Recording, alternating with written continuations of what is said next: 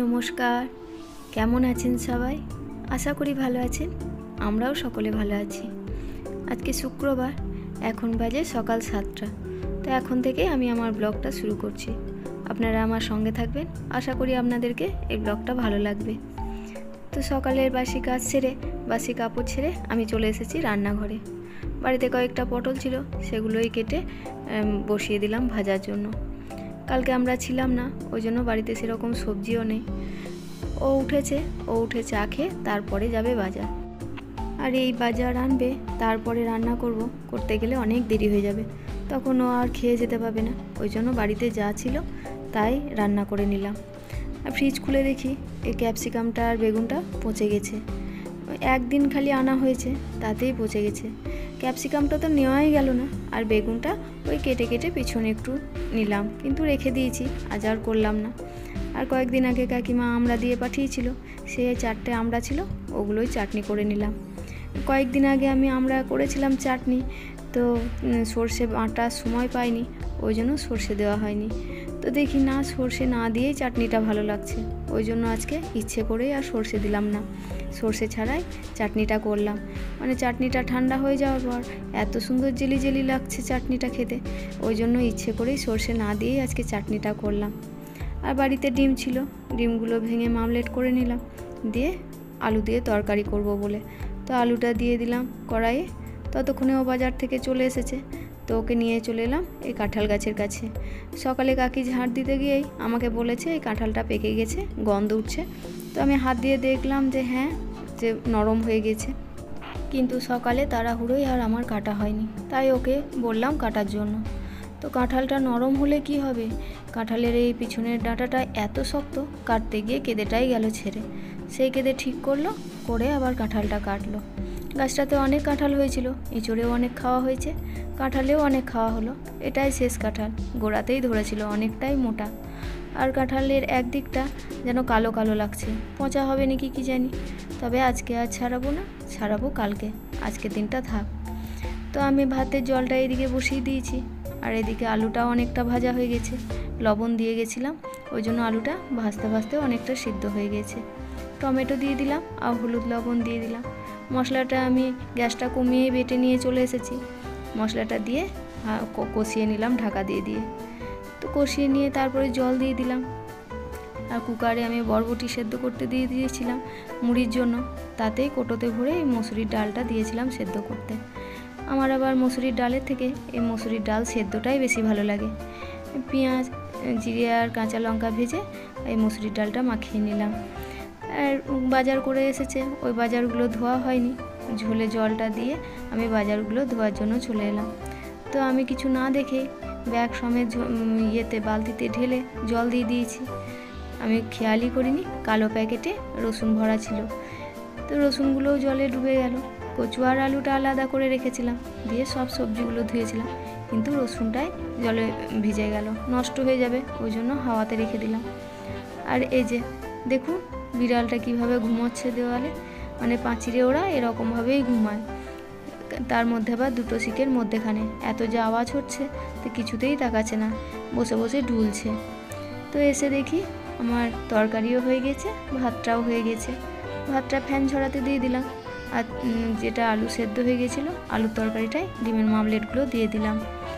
আর জলটা অনেকটাই মরে গেছিলো বলে আর একটু ঝোলটাতে জলও দিয়ে দিলাম। একটু ঝোলটা ফুটিয়ে নামিয়ে নিলাম, দিয়ে আমি চলে এলাম ছাদে। কাপড়গুলো অনেকক্ষণ আগেই কেচেছি, বাসি কাপড় ছাড়ার আগেই এই জামা কাপড়গুলো সার্ফ দিয়ে আমি কেচে রেখেছিলাম বাথরুমে। এখন চলে এলাম ছাদে মেলার জন্য। আর সকাল থেকে এত রোদ উঠেছে, এখন তো 9টা বাজে, তাতেই এত রোদ। তো আর একটু বেলা হলে যে কি হবে কি জানি, ভাদ্র মাস পড়তে না পড়তেই এত রোদের তেজ। এই দুদিন থেকেই এত রোদ পড়ছে। আর আমি এই জামা কাপড়গুলো সেই কালকে গেছিলাম এক জায়গা, সেই জামা কাপড়গুলোই কাচলাম। আর আমি কোথাও গেলে জামা কাপড় কিছুতেই ভরে রাখতে পারি না আলমারিতে, ওই কাচতেই হয়। ওই জন্য আমার মা দিদিরা খুবই বকে যে প্রতিটি জামা কাপড় কাচার জন্য। আমি এটা রোগ নাকি জানি না, আমার দিদিরা আবার বলবে তো রোগে ধরেছে, রোগ নাকি জানি না, তবে আমাকে কাচতেই হয়। আগে এটা ছিল না জানেন, আমার এই করোনা যখন থেকে হয়, সেই করোনার বছর থেকে এটা হয়ে গেছে, না কেচে রাখতেই পারি না। তো আমার জামা কাপড় মেলা হয়ে গেছে, মিলে নিচে চলে গেলাম। আর এই যে ছাদের দরজাটা লাগাতেই হয়, কারণ এই যে হুনু এলেই নিচে চলে আসে এই দরজা দিয়ে, তখন আর যেতে চায় না, ওই জন্য আসার সময় দরজাটা আগে লাগিয়ে আসি। নিচে এলাম, ও স্নান করতে গেল, আর স্নান করতে যাওয়ার আগে আমাকে ওর জামাটা আয়রন করতে বলে গেল। ও আর রিজু প্রত্যেক দিনকার কাচা জামা, আয়রন করা জামা পরে যায়, কিন্তু কালকে ছিলাম না বলে জামাটা আয়রন করা হয়নি, তো আজকে সকালে করে দিলাম। আর রিজুর জামা আয়রন করা হয়নি, ওকে একটা আলমারি থেকে বের করে দিয়েছিলাম সকালে। ও খেয়ে বেরিয়ে গেল, তার সঙ্গে আমিও ভাত খেয়ে নিয়েছি। এখন চলে এলাম ছাদে একটা গাছ লাগাবো বলে। ও যে ও সকালে মাঠে গেছিলো, মাঠ থেকে এই গাছটা নিয়ে এসেছে। এই এখন বর্ষাকালে প্রায় মাঠে যাবে আর একটা একটা করে গাছ এনে বেসিনে জলে ভিজিয়ে রেখে দেবে। তো আমি দেখলাম আমাকেই তো বিকেলে লাগাতে হবে, তো এখনই লাগিয়ে দিই। কালকে রাত্রে বেশ হালকা একটু ঝিরঝিরি বৃষ্টি পড়েছিল, তাতে টবের মাটিগুলো ভিজে হয়েছিল, ওই জন্য আর কিছু আনিনি, এই কাঠি দিয়েই মাটিটা খুঁড়ে গাছটা লাগিয়ে দিলাম। এখানে এই টবেই লাগালাম, কারণ গাছটা একটু লতানো গাছ, এই দিকে উঠে এই গাছে গাছে উঠে দড়িতে উঠে যাবে। আর এই যে কয়েকদিন আগে এই টেবিল গোলাপ গাছটা লাগিয়েছিলাম, আগের ভিডিওতে দেখিয়েছি কত সুন্দর সাদা রঙের ফুল ফুটেছে। আর এইটা তো আগে থেকেই গাছটা ছিল, 3টে গোলাপি রঙের ফুল ফুটেছে, রঙটাই দারুণ লাগছে। কিছুদিন পর এই গোলাপি টবটাতেই এই সাদা টেবিল গোলাপটা লাগিয়ে দেবো, তাতে সাদা আর গোলাপি এক টবেই থাকবে, বেশ দেখতে ভালো লাগবে। আর এই পাপোশটায় সকাল থেকেই দেখছি প্রচণ্ড লাল পিঁপড়ে লেগেছে, কিছু হয়তো পড়েছিল, কিন্তু সকালে আর জল দেওয়ার সময় পাইনি, ওই জন্য এখনই নিয়ে চলে এলাম ছাদে। তো জল দেওয়াতে থকে থকে লাল পিঁপড়ে এই জলের সঙ্গে বেয়ে যাচ্ছে নিচে, আর আমার পায়ে গায়ে লাল পিঁপড়েও উঠছে, একটা একটা করে মারছি আর জল দিয়ে ধুলাম। তা পাপোশটা ধুয়ে জল দিয়ে এই ছাদেই রেখে দিলাম রোদে শুকোক, তারপরে বিকেলে নিয়ে যাব। আর এলাম যখন, তখন জামা কাপড়গুলোও ভাবলাম নিয়ে যাব, তো নিতে গিয়ে দেখি জামা কাপড়গুলো কিছু কিছু ভিজে হয়ে আছে, যেগুলো শুকনো সেগুলো নিয়ে চলে এলাম। আর নিচে মেলারও সেরকম জায়গা নেই বলে সব নিয়ে এলাম না। তো এসে ওই যে কোথায় লাল পিঁপড়ে আছে সেই শাড়ি খুঁজতে গিয়ে দেখি ঘরে বিরাট একটা লাইন লাল পিঁপড়ে। তো সব লাল পিঁপড়ে মারলাম, আর আমার ভুলের জন্যই লাল পিঁপড়ে লেগেছিল, মানে রিজুর কম্পিউটারের টেবিলে রেখেছিলাম একটা চকলেট, সেই চকলেটে প্রচুর লাল পিঁপড়ে লেগে গেছে। তো আমি সব লাল পিঁপড়েগুলো মারলাম, মেরে লক্ষণ রেখা দিয়ে দিলাম। কম্পিউটারের টেবিলেও লক্ষণ রেখা দিলাম, রিজু আসার আগে টেবিলটা মুছে দিতে হবে, ও জানলে তো আমাকে বকবে যে আমার টেবিলে কেন চকলেট রেখেছিলে। তো এই ভিডিও দেখবে, দেখে বুঝতে পারবে। তো এই লাল পিঁপড়ে মারতে গিয়ে আমার গায়েও প্রচুর লাল পিঁপড়ে উঠে গেছিলো, কামড়েছেও 2-1টা, তবুও তো আমি সঙ্গে সঙ্গে স্নান করে নিয়েছি, তবুও অনেক লাল পিঁপড়েই কামড়েছে। এখন অনেকটা সময় পার হয়ে গেছে, এখন সন্ধে লেগে গেছে। তো সেই যে দিনে জামা কাপড়গুলো কেচেছিলাম সেগুলো আয়রন করতে বসে গেছি।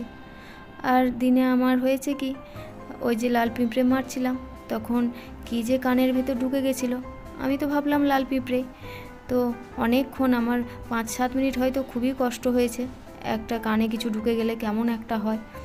তো তারপরে আমি আঙুল ভরি, তার আগে তো নাক বন্ধ করি, মুখ বন্ধ করি, শুনেছি নাক মুখ বন্ধ করলে নাকি বেরিয়ে যায়, কিন্তু বেরোচ্ছে না তো বটেই, কিন্তু খুবই কষ্ট পাচ্ছিলাম, ওই জন্য আমি আঙুল ভরেছিলাম। আর আঙুলে আমার বড় বড় নখ আছে, সেই নখেই কেটে যাক বা কোনো পোকামাকড় ঢুকে তাতেই কামড়ে দেয়, একটু পরেই দেখছি আঙুল দিয়ে আমার রক্ত বেরোচ্ছে, তারপরেই দেখি কান বেয়ে রক্ত আসছে। আমার তো ভীষণ ভয় লেগে গেছিলো, মানে বাড়িতে একাও ছিলাম। তারপরে একটা ন্যাকড়া ভরে ভরে ওই কানের ভিতরটা মুছি, যতই ন্যাকড়া ভরছি ততই দেখি ন্যাকড়ার সঙ্গে রক্ত আসছে, ভীষণ ভয় লাগছিল আমার। তো এখন অনেকটাই ঠিক হয়েছে, সারা দিনই আমার কানে ব্যথা করেছে। তারপর একটু শুয়েছিলাম দুপুরে, শুলে কি হবে, ঘুম তো আসেইনি, ওই একটা ভয় লাগছিল, তারপরে ব্যথাও করছিল, এখনও একটু সামান্য সামান্য ব্যথা করছে। দেখি ও আসুক, তারপরে ওকে বলবো যদি ওষুধ টষুধ কিছু এনে দেয়। জামা কাপড়গুলো আয়রন করবো নাই ভাবলাম, তারপর দেখলাম যে সন্ধ্যে থেকে ভালোই ভোল্টেজটা আছে, আর ফেলে রাখলে তো ফেলে রাখাই হবে, ধুলো বসবে, আমাকেই তো করতে হবে, ওই জন্য জামা কাপড়গুলো নিয়ে বসে গেলাম। যাই হোক, ভিডিওটা এখানেই শেষ করছি, দেখা হচ্ছে অন্য কোনো দিন অন্য কোনো এক নতুন ভিডিওতে। ততদিনে আপনারা সবাই ভালো থাকবেন, সুস্থ থাকবেন, সাবধানে থাকবেন। আর আমার ভিডিওটা যদি ভালো লেগে থাকে একটা লাইক কমেন্ট করবেন, আর আমার এই ছোট্ট পরিবারে নতুন বন্ধু হয়ে আমার পাশে থাকবেন। ঠিক আছে। Good night.